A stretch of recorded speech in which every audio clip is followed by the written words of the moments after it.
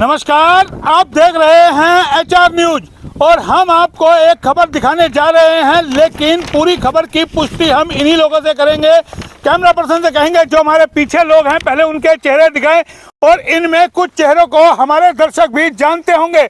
बीच में हम परिचय कराते हैं, रामपाल यादव जी हैं जो हरियाणा प्राइवेट स्कूल एसोसिएशन के लोग हैं, लेकिन इस वक्त ये मिले हैं सेक्टर 18 की संघर्ष समिति के नाते।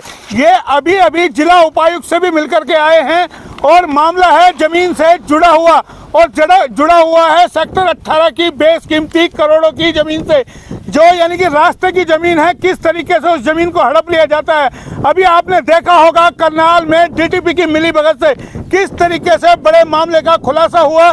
तहसीलदार, DTP तमाम किस तरीके से नक्शे चलाते हैं, करोड़ों रुपए उनके घर से पकड़े गए, किस तरीके से अवैध कॉलोनियां काटने का आरोप लगता रहा। सरकार कहती है भ्रष्टाचार नहीं होगा, लेकिन कैसे भ्रष्टाचार हो रहा है इसकी बानगी अब रेवाड़ी में भी देखने को मिली है। हम एक बार इन्हीं से जानेंगे और इन्हीं की जुबानी सुनाएंगे, क्योंकि दर्शक देखते हैं तो कहते हैं कि पत्रकार मसाला लगाते हैं, लेकिन हम स्वयं रामपाल से भी बात करेंगे क्योंकि ये बीजेपी से भी जुड़े हुए हैं और इन्हीं की जुबानी सुनना सबसे पहले बेहद जरूरी है। रामपाल जी, ये बताइए रेवाड़ी में क्या मसला है? आप तो स्वयं बीजेपी पार्टी से भी जुड़े हुए हैं, कुछ ना कुछ पद पे भी हैं बीजेपी में, हरियाणा प्राइवेट स्कूल एसोसिएशन के आप प्रधान भी हैं, प्रदेश अध्यक्ष हैं। तमाम आप सरकार को लेकर के हमेशा प्रशंसा करते हैं, ईमानदार सरकार है, कोई भ्रष्टाचार नहीं है। फिर आज ऐसा क्या मुद्दा है कि आपको जिला उपायुक्त से मिलना पड़ा और फिर यहाँ ये अपनी बात रखनी पड़ी मीडिया के सामने? तो ये सच्चाई है, हरियाणा प्रदेश के इस सूबे के जो मुख्यमंत्री हैं परमादरणीय श्री मनोहर लाल जी बहुत ही ईमानदार हैं, और जहां उनको लगता है किसी भी डिपार्टमेंट में, किसी भी हरियाणा के किसी कॉर्नर में भी किसी प्रकार का अगर घोटाला है या कहीं डिपार्टमेंट द्वारा कोई साजबाज है या साठगांठ है और कोई मिलीभगती है, तो उसको हमेशा तुरंत कहते हैं कि भाई मेरी संज्ञान में आना चाहिए। तो मैं माननीय मुख्यमंत्री जी से गुहार करूंगा, हमारे सभी सेक्टर वासी मेरे साथ खड़े हैं, हम सभी सेक्टर 18 रेवाड़ी के निवासी हैं, और ये ठीक मेरे दाईं ओर सेक्टर 18 है जिसका सर्विस रोड है 12 मीटर का, और DTP की प्लानिंग के हिसाब से है। उसके बाद ये 45 मीटर रोड है, 45 मीटर रोड में से 21 मीटर रोड को गायब कर दिया गया।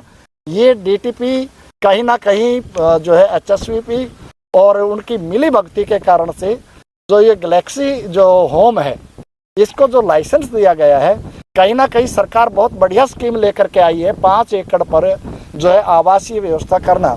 और ये जो है अगर 21 मीटर हमारी रोड को अगर ये जो है भूमाफिया, एक किस्म से ये कहूँगा मैं भूमाफिया है जो इसको खा गए।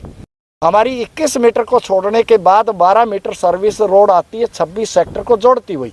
अगर ये 21 और 12 को करते हैं तो ये जो है लगभग 3.5 एकड़, 4 एकड़ के करीब है, जो कि इनको लाइसेंस नहीं मिलना चाहिए। इसलिए मैं आपके चैनल के माध्यम से गैलेक्सी होम हम जानना चाहेंगे कि योजना के तहत ये बन रहा है। ये पंडित दीनदयाल उपाध्याय जी जो आवास व्यवस्था है जो सरकार लेके आई है, बहुत अच्छी स्कीम है।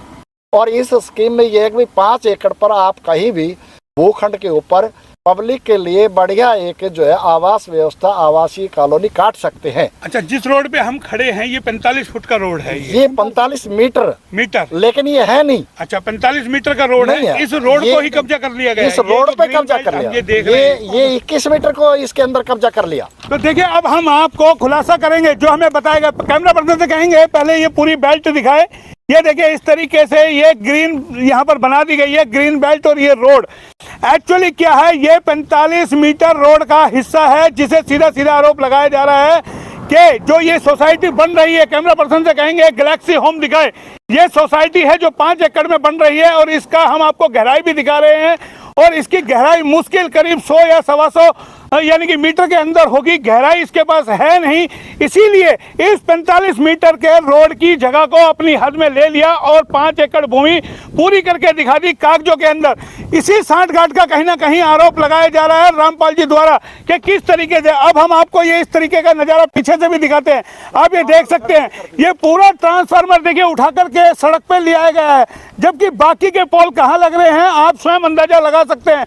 तो ये पूरी की पूरी लेकर के जहां एंट्रेंस होती है घड़ी बोलनी रोड से, उस रोड से ला करके यहाँ पूरा कब्जा इस जमीन पे कर लिया गया, क्योंकि कहीं ना कहीं जो आवास योजना में नियम थे कि 5 एकड़ जगह होनी चाहिए, उस जगह को पूरा करने के लिए हुड्डा की जो रोड थी, जो छोड़ी हुई थी 45 मीटर रोड, उसको कब्जा करके और अपनी यानी कि जगह को पूरा कर लिया गया। उसी को लेकर के सेक्टर 18 के लोगों का विरोध है। जाहिर है ये जो हम आपको सामने रोड दिखा रहे, कैमरा पर्सन से कहेंगे देखिए गाय खड़ी है, सीधा रोड दिखाए, ये 45 मीटर का रोड है। इस पोल से लेकर के अगर हम देखें तो 45 मीटर कहां तक आएगा दर्शक खुद भी समझ सकते हैं। लेकिन जिस तरीके से ये गैलेक्सी होम यहां पर 5 एकड़ में सोसाइटी बना रही है, इसकी परमिशन कैसे मिली? कि क्या डीटीपी विभाग की मिली भगत के मिली, या जो अधिकारी है सरकार में बैठे हैं उन लोगों ने दिए? जाहिर है ये एक नेक्सस है।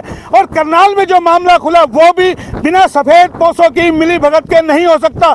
इसका भी HR न्यूज ने पहले भी आपको दिखाया था किस तरीके से कहीं ना कहीं एक मिली भगत है और दावे किए जाते हैं सरकार साफ है, सुथरी है, भ्रष्ट नहीं है, लेकिन फिर नाक के नीचे भ्रष्टाचार क्यों होता है, और वो भी CM सिटी में। सवाल ये है ना, CM सिटी में होता है, आप रेवाड़ी में बैठे हो, आपके सामने दिखता है, ये आपको समझ में आ रहा है, आपकी सरकार प्रशासन को समझ में नहीं आता। हमारी सरकार बहुत ही ईमानदार और साफ है, और इस मामले में माननीय मुख्यमंत्री मनोहर लाल जी तो बिल्कुल 2 टूक कहते कि जहां भी कहीं अगर इस प्रकार का करप्शन या भ्रष्टाचार है उसको उजागर करो, मेरी नोटिस में लाओ, तुरंत उस चीज पर इंक्वायरी बैठाते हैं। इंक्वायरी क्यों? जब यूपी के अंदर बुलडोजर फेरा जा सकता है, सीधी नौकरी से क्यों नहीं बाहर किया जा सकता? ये तो हमारे सेक्टर 18 के जो अधिकार है, जैसे डीटीपी पकड़ा गया, तहसीलदार पकड़ा गया जी, हमारे सेक्टर 18 के जो निवासी हैं जिन्होंने यहाँ पर प्लॉट लिए हैं, जिन्होंने बसासत करी है, वो इस नाते से करी थी कि हमें 45 मीटर का रोड दिखाया गया, आज वो रोड गायब है, इसलिए हमारे ऊपर कुठाराघात है। तो ये और हमने कौन सा पड़ता है ये पूरा? ये इसके साइड में मेरे ठीक बाईं ओर जो है 26 सेक्टर है। अच्छा। जो कि अभी एक्वायर नहीं हुआ है, लेकिन मास्टर प्लानिंग जो 2021 की है उसमें प्लानिंग में है, और ये 21 मीटर को जो है हमारी सड़क को पूरा किया जाए, और हमारी सबकी मांग है ताकि इस लाइसेंस को रद्द किया जाए, गैलेक्सी होम का लाइसेंस रद्द किया जाए, तुरंत प्रभाव से रद्द किया जाए। अदरवाइज सेक्टर वासी जो है जब तक इसको मुकाम पर नहीं पहुंचाएंगे तब तक संघर्ष हमारा बराबर जारी रहेगा। तो आपकी तो सरकार है, आपको इतनी जोर लगा के बात कहनी पड़ रही है, आप तो सीधा CM से मिलिए, आप तो खुलासा कर सकते हैं। खुलासा कर रहे हैं ना, वही मैं कह रहा हूँ ना, जब कहीं ना कहीं हमारे सेक्टर के 18 के लोग 1 महीना पहले मिले हैं, और प्रशासन से मिले हैं, HSVP विभाग से मिले हैं, DTP ऑफिस से मिले हैं, और उपायुक्त महोदय को भी के संज्ञान में लाए हैं, और यहाँ के जो विधायक हैं हमारे माननीय जो है सहकारिता मंत्री श्री बनवारी लाल जी को भी हमने उनके संज्ञान में डाल दिया है, और मैं समझता हूँ कि जल्दी ही एक्शन जो है इस पर होगा। और जैसे ही मुख्यमंत्री जी के पास इस चीज़ की आपके चैनल के माध्यम से या DC साहब के माध्यम से जैसे ही जाएगी, वो तुरंत इसकी उच्च स्तरीय जांच कराएंगे। और मुझे ये आज आप जिला उपायुक्त महोदय से मिले हैं, उन्होंने क्या कहा है? उन्होंने आश्वासन दिया है कि कल या परसों में ही बैठ के डिस्ट्रिक्ट टाउन प्लानर से आपकी बैठ करके HSV विभाग से और सेक्टर 18 के सभी बैठ करके और इसमें तुरंत बैठाएंगे, और गलत हैगा तो इसको रद्द करवाएंगे। तो रद्द करवाएंगे। रामपाल जी को भी लगता है जब HR न्यूज पे कोई खबर चलती है तो उस पर इम्प्लीमेंट होता है, लगातार HR न्यूज दिखाता रहे, लेकिन सेक्टर 18 के और भी लोग हैं, उनसे भी विस्तार से एक बार जरूर जानेंगे। जनाब आप सेक्टर 18 से ही शुभ नाम अपना? मुनीलाल यादव। मुनीलाल जी, पूरा मामला है क्या जो इस तरीके से जमीन हड़प ली जाती है? क्या लगता है अंधेर नगरी चौपट राजा? ये जो भूमाफियाओं हैं उन्होंने सरकारी अफसरों की मिली भगत से उनका जो 5 एकड़ का जो प्लान था, टारगेट पूरा नहीं हुआ, तो उन्होंने इसको मिला के उसके और 5 एकड़ का प्लानिंग अपना एरिया जो कंक्रीट एरिया करके और उसमें अपना लाइसेंस लेना था, जो करोड़ों अरबों की जमीन है। कौन हो सकता है, किसका हाथ इन्वॉल्व हो सकता है? कौन इसमें? कोई सफेद पोश हो सकता है? ब्यूरोक्रेट भी हैं और सफेद दोनों सफेद पोश हैं, इसमें मानते हो आप? हाँ, बिल्कुल मानते हैं। इसमें कोई स्वार्थ है किसी का, या इसके पीछे किसी की और सोसाइटी अटक रही है उसको लेकर के? उन्होंने DTP ने ये कहा है अब भैया हमारे पास का मामला नहीं, हमसे गलती हो गई, अब इसको या कोर्ट से करवाओ या ऊपर से करवाओ। तो मामला देखिए कोर्ट में डाल दिया जाता है, और सबको पता है जब कोर्ट में मामला जाता है तो कैसे तारीख पर तारीख मिलती है और मामला खटाई में पड़ जाता है। कैमरा पर्सन से कहेंगे एक बार फिर वो विजुअल दिखाएं कि ये तो अंधे को भी दिखता होगा कि किस तरीके से इस सड़क को रोक करके इस पे ये ग्रीन जालियां लगा करके पूरी यानी कि जो रोड था 45 मीटर रोड, उसको किस तरीके से हड़प लिया गया अपनी सोसाइटी को पूरा करने के लिए। और इसी तरीके का आरोप सेक्टर 18 के लोग लगा रहे हैं। जाहिर है जो भी दर्शक देख रहा होगा हमारे चैनल को अपने आप समझ गया होगा कि किस तरीके से अंधेर नगरी है और किस तरीके से। आप बहुत कुछ बता रहे थे अभी मेरे को थोड़ी देर पहले, हम ये जानना चाहते हैं पूरा लफड़ा है क्या। ये लफड़ा जी ये है कि आप थोड़ी देर पहले कह रहे थे कि बोला सरकार ने ठान रखा है कि भ्रष्टाचार नहीं होगा, लेकिन यहाँ के सरकारी कर्मचारियों ने ठान रखा है कि भ्रष्टाचार करके रहेंगे, ठीक है, और वही हो रहा है। अब ये सड़क का आधा हिस्सा दिखाई दे रहा है आपको इस तरफ, वहाँ सर्विस रोड बाजू में देखोगे तो दिखाई दे रहा है, कितना दूर दिखाई दे रहा है, और यहाँ का सर्विस रोड आपको यहीं दिखाई दे रहा है। और मेन मामला है कि इनके 5 किलों की लंबाई है और 1 किला में लगभग 60 मीटर के करीब चौड़ा होता है, और इनका 35 मीटर तो सड़क में ही चला जा रहा है। तो इनके पास ज़मीन ही नहीं बच रही थी, जो भी रूल है उसके हिसाब से ज़मीन नहीं बच रही थी, तो इन्होंने मिली भगत करके इस पे लाइसेंस ले लिया है। तो आपका लालचंद। तो आपने अभी एक बात कही, सरकार कहती है भ्रष्टाचार नहीं होगा, अधिकारी कहते हैं हम मानेंगे नहीं। तो आखिर इसमें जिम्मेदार कौन है? क्या अधिकारियों को कंफर्म है कि नेता तो 5 साल में आएंगे जाएंगे, रहना तो हमें ही है? तो क्या लगता है इतनी कमजोर सरकार है जो अधिकारियों के दबाव में काम कर रही है? कमजोर नहीं है, सरकार पकड़ रही है। अब करनाल में पकड़े गए हैं, लेकिन सरकार हर जगह नहीं पकड़ने का हासिल क्या हुआ? आप जांच करोगे, जांच में वो बाहर निकल आएंगे। ये तो वो मगरमच्छ है जिनकी तनख्वाह 35, 40, 50 हजार रुपए, ये करोड़ों रुपए की गाड़ियों के अंदर घूमते हैं। जिस तरीके से इनके घरों से 78 लाख रुपए मिलते हैं, आपके घर में है 78 लाख? नहीं जी। तो हम वही तो पूछ रहे हैं ना, फिर आखिर इनका हल क्या है? हल तो सरकार ही निकालेगी। अब ये बता रहा हूँ कि जो करोड़ों की बात कर रहे हो, अगर इस जमीन को सरकार एक्वायर करती तो 5-7 करोड़ रुपए जिनकी जमीन उनके खाते में जाते हैं। अब इस जमीन को ये 60-70 हजार रुपए गज बेच रहे हैं, जो कि 60-70 हजार करोड़ रुपए का फायदा हो रहा है इनको, और पूरा मामला यही है। और इसमें बड़े बड़े लोग मिले हुए हैं, सरकारी कर्मचारी मिले हुए हैं, ठीक है। तो देखिए सीधा आरोप लग रहा है, जाहिर है बिना जो बड़ा मगरमच्छ है उसके बिना कुछ नहीं हो सकता, और बड़ी मछली छोटी मछलियों का खाती है, ये होता है। देखते हैं, क्योंकि अभी इन्होंने जिस खुलासे को बताया कि इनकी 5 एकड़ जमीन, और इसकी आप लंबाई देख के अंदाजा लगा सकते हैं कि इसका फ्रंट कितना है, तो जाहिर है इसके पास गहराई नहीं होगी। इसीलिए उन्होंने उस 45 मीटर रोड को मिली भगत करके यहाँ पर रोक लिया। अभी आप कुछ कह रहे थे थोड़ी देर पहले, आप तो यहीं के बासिंदे हैं ना? मेरा नाम विजय यादव है, सेक्टर 18 का निवासी हूँ। मैं ज़्यादा कुछ नहीं कह के सिर्फ इतना ही कहूँगा कि पीछे एक बार इसकी लंबाई देखिए रोड पे कि इसकी लंबाई कितनी है, और अगर 60 मीटर अंदर से अगर इसको आप कैलकुलेट करते हो तो लगभग 1 या 1.5 एकड़ ज़मीन बनती है। इसकी कॉस्ट क्या होगी मुझसे ज़्यादा आप जानते हैं। नहीं, कॉस्ट तो हम समझ गए, करोड़ों में इसकी कॉस्ट होगी, लेकिन जब जमीन पूरी नहीं है तो क्या परमिशन नहीं मिलती इनको सोसाइटी बनाने की? या उसी को बनाने के लिए पूरा षड्यंत्र पूरा रचा गया? ये बिना मिली भगत के किसी को भी पता है कि नहीं मिलती है। ये बिल्कुल अधिकारियों का रोड़ा है, इसमें किसी का कोई वो नहीं है। सिर्फ आपको क्या लगता है रामपाल जी, जो दावे किए जाते हैं सफेद कपड़ा होने का नाता कि बेदाग छवि, वो दिखनी भी चाहिए? देखिए बहुत बेदाग है ये सरकार, जो है किसी प्रकार के दागे को छोड़ती नहीं।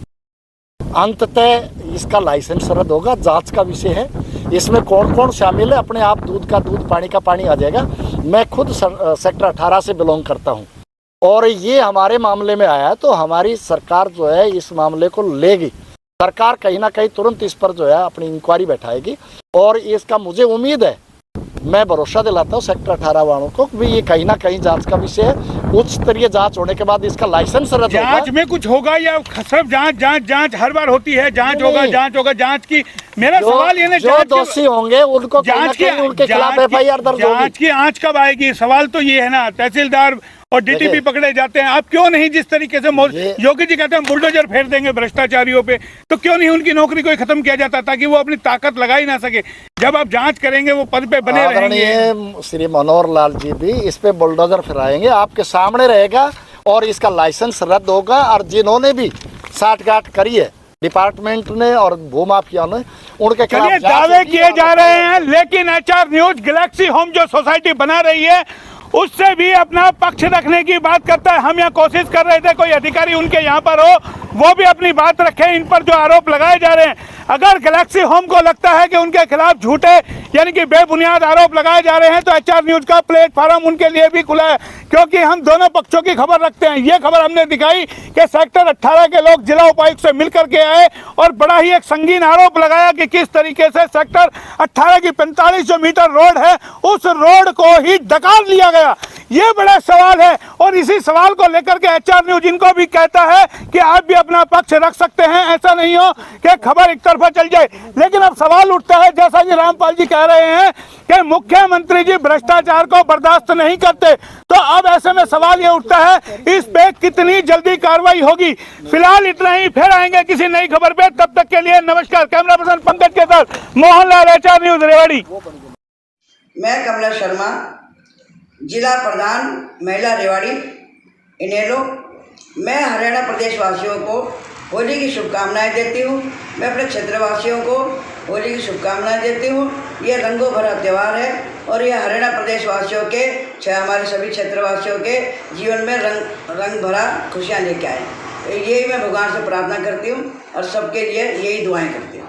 मैं अनिल गौतम सभी क्षेत्रवासियों व प्रदेशवासियों को रंगों के त्यौहार होली के पावन पर्व की तहे दिल से हार्दिक शुभकामनाएं देता हूं। भाईचारे का यह पर्व आपके जीवन में रंगों की तरह खुशियां बखेरता रहे, यही मेरी शुभकामनाएं हैं।